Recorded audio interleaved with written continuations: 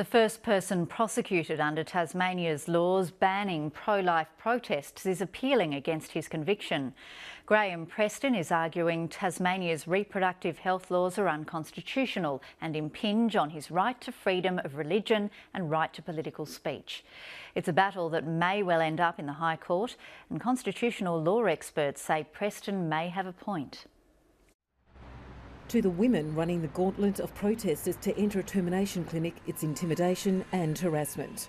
To those holding the signs, it's a bid to save an unborn child, a protest they believe is protected by constitutional freedoms of political speech and religion in Australia.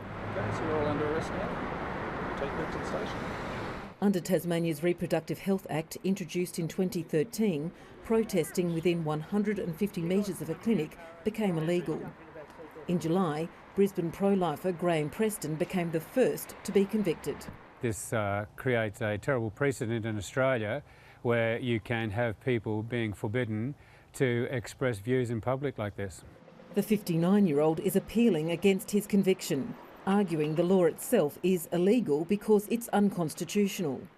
Constitutional law experts say he may have a point. It has the potential to be a great case.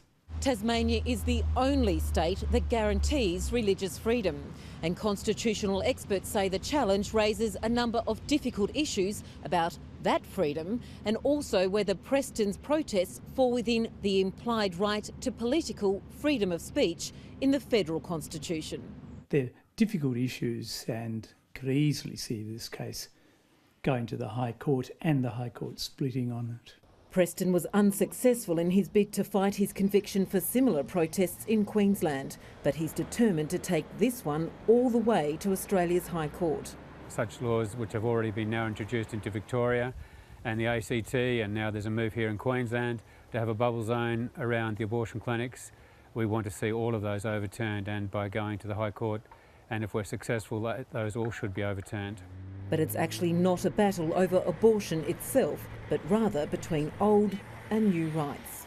Whether the High Court thinks the old rights, what I might call old rights, of freedom of speech and freedom of religion are more or less important than the new rights of rights not to be offended.